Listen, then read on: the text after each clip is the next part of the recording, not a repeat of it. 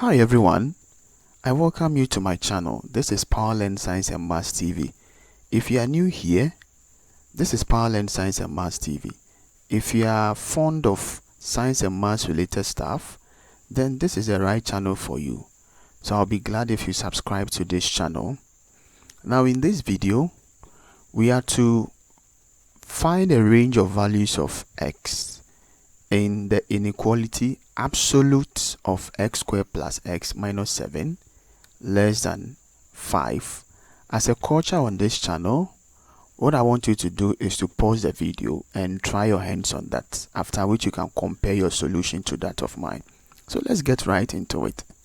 Now, to be able to solve this, we need a knowledge of absolutes, finding absolute values. Now, when we say absolute values, we are simply talking about the positive of a value. For example, the absolute of a negative number is a positive number. So an example is if I give you -3, absolute of -3 is 3, positive 3. Then also the absolute of a positive number is the same as a positive number. So an example is absolute of 3 will give us 3. So we are going to apply the principle here.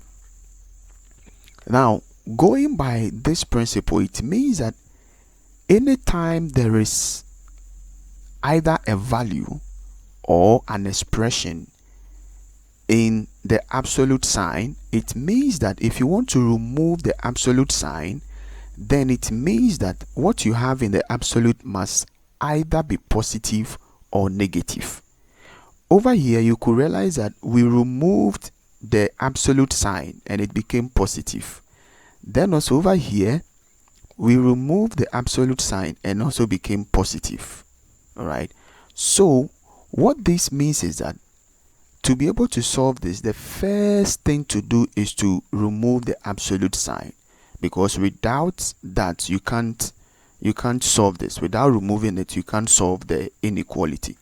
So to remove it, you are simply trying to say that what we have here can either be positive or negative, because if this whole expression here is negative, absolute of it will still give you this.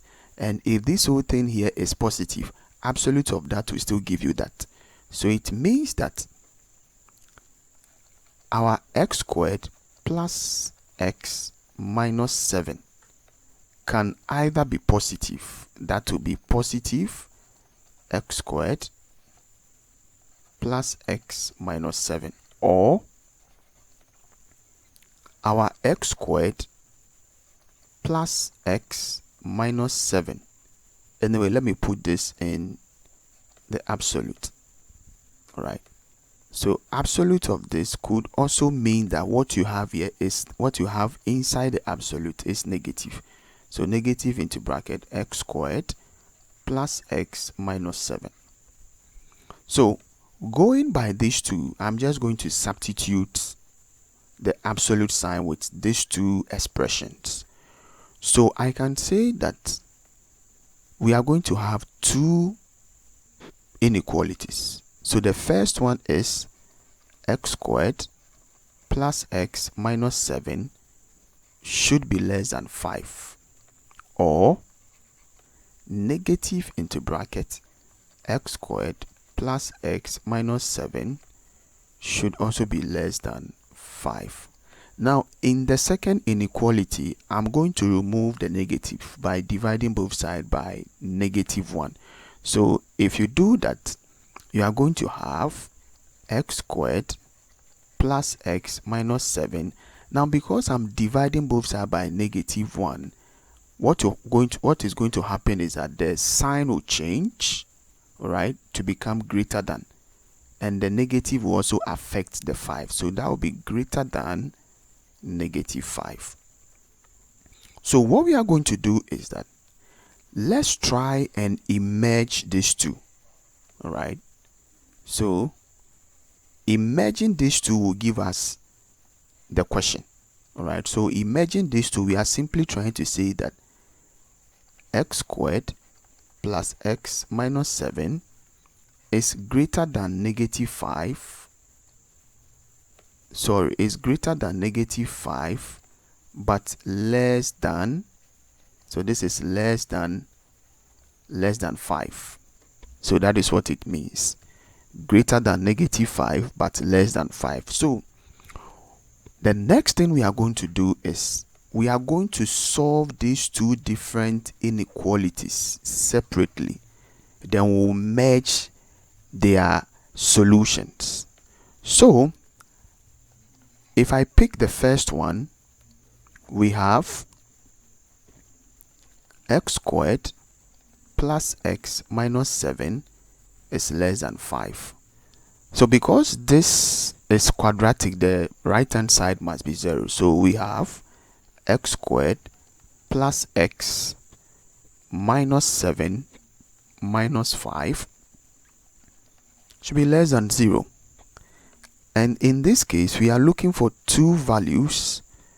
So let me simplify. We have x squared plus x minus 12 is less than 0. And factorizing this, we are going to have x minus 3, then we have x plus 4, and this should be less than 0. So if you have something like this, x minus 3 is less than 0, where x is less than positive 3. Then also you have x plus 4 is less than 0, where x is less than negative 4. Now let's pick the second inequality. So in the second inequality, we have x squared plus x minus 7. This is greater than negative 5. So once again, right hand side must be 0. So we have x squared plus x minus 7 plus 5 is greater than 0. And so we have x squared plus x minus 2 is greater than 0. And so factorizing this, we are going to get x minus 1, then x plus 2 is greater than 0. And so what we are going to do is x minus 1 is greater than 0, where x is greater than 1. Then we have x plus 2 is greater than 0, where x is greater than negative 2. So you could see from here that we have 4 different ranges of values. We have, this is number 1, number 2, number 3, and number 4. So what we are going to do is we are going to put all the positives together. That is, we are going to merge the positives together, then also merge the negatives together.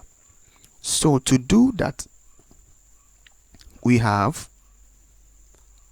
x greater than negative 2, all right, and then we have x greater than x less than negative 4. So merging these two together, all right, we can say that the first one of the ranges of values should be that x should be greater than negative 4 but less than negative 2. Now I know you will say that, but this is less than negative 4 and this is greater than negative 2. Let's try writing that here and see. So going by that, we'll say that x is less than negative 4 but greater than negative 2. This is not possible. All right, this is not possible because, for example, if you pick negative 1 is greater than negative 2, but negative 1 is not less than negative 4. So putting these two together should rather give you this, because if you choose negative 3. Negative 3 is greater than negative 4 but less than negative 2. Now the second range of value is we are going to put together all the positives. So in the positives we have greater than 1 and less than 3. So this should be x greater than 1 but less than 3. Just go ahead and pick any values within this range and you realize that they will all satisfy the equation. Thank you for watching this video. I want you to flood the comment section with any question or any contribution you have concerning this particular problem. Thank you, and please subscribe to this channel. Bye bye.